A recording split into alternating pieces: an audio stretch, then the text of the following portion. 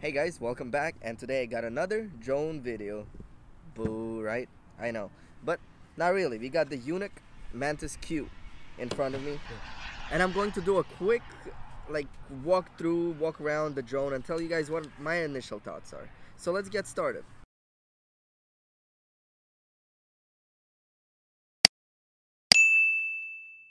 So let's see. Let's unfold the drone.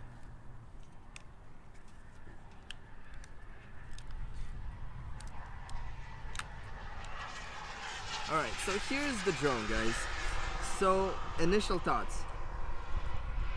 Pretty sturdy. It looks like they used a lot of, I want to say metal. It feels heavy.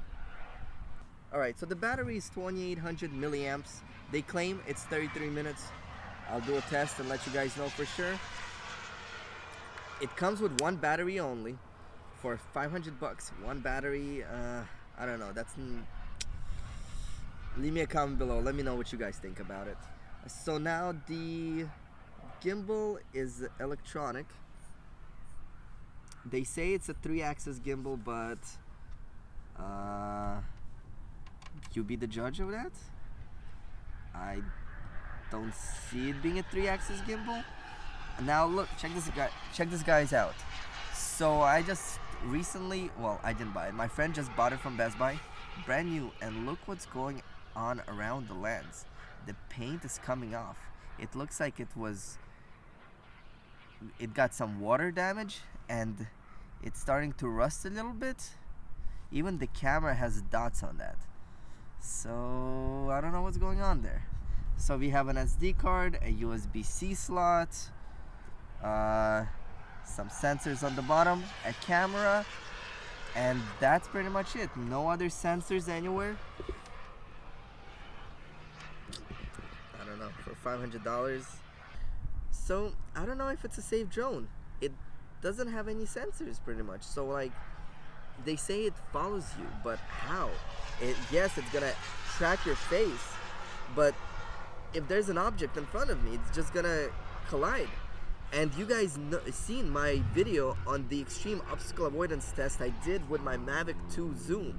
It went behind this tree like a boss. Like, no one has ever seen that kind of technology in DJI drones. But this thing, yeah, let me know, guys. Now let's jump into the remote control. So let's see. So it's cool that they have a built-in mount for the iPhone. Let me see. I have the new iPhone X Max. Let me see if it actually fits. It does. That's cool. So I like the design of the remote control, but I don't like how it's built. Listen to that. Plastic. It feels like a $10 remote control. Now let me show you guys the Mavic 2 Zoom's remote control. Check that out. Do you guys hear the difference? Well built. It's not cheap. But this thing, guys, I don't know. I really have mixed feelings about this drone, honestly. Really disappointing.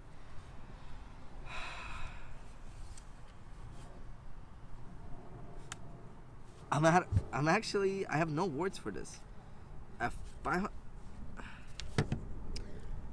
Sorry guys, I'm just lost in my thoughts. Like, if the DJI Spark is $549 for a Fly More combo, you get 3 batteries, you get a case, you get props, you get everything in it.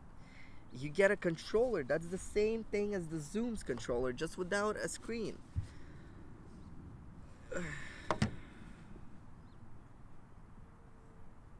I really want to throw this in the garbage, but I need to run some tests. I don't know who, honestly, would buy this kind of drone, guys. If you're thinking of buying Mantis Q, just save your money. Buy a Mavic Pro. That's like $699 on sale. And if you don't want to go into a $700 range, go with a Spark. Go with an Air.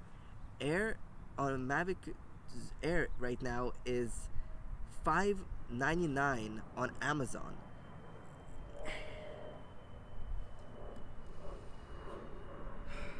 (2018) and we're getting drones made out of shit, guys. Plastic nonsense with one battery. Honestly, like,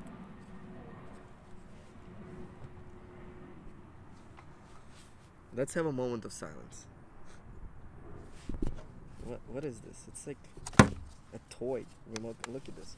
Like, if I'm holding it normally, my check this out, and my hands are not that big. Like, I have no grip. It's like a circle piece of, I don't know what this is, guys. Honestly, if you've seen Mantis Q, Yuneec Mantis Q videos, and people give this a high praise, buy it yourself. But make sure you buy it in a place where you could return this, because I promise you, after flying the Spark, the Tello, the Zoom, the Pro, the Air, the Inspire, well, I'm not even gonna go Inspire, but after flying over 10 drones, this is by far the cheapest build I have seen. This is really disappointing. But anyway, guys, sorry if I went on and on. Just disappointed in technology. Like, if you're a drone company and you're making a drone to compete with DJI, take your time. Build something that's actually better and not advertise it as a best travel drone in the world. This is not the best travel drone in the world. The Air is the best travel drone in the world for the price. But anyway, guys, thank you for watching. I'm going to take this drone for a spin, fly it around.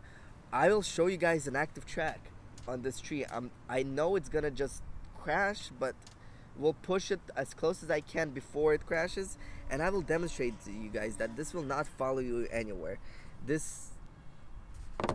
Anyway, guys, thank you for watching.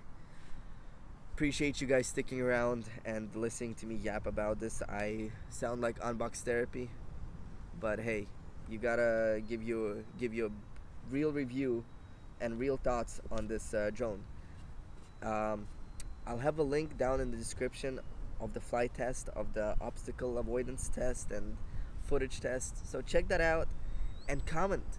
I want to hear your thoughts on what are your real thoughts on this drone. Have you flown it? If you have, do you agree with me? If you haven't, try it if you want. It's a waste of money, but hey. But yeah, guys, disappointing as it is, I gotta go, and I'll catch you guys next time.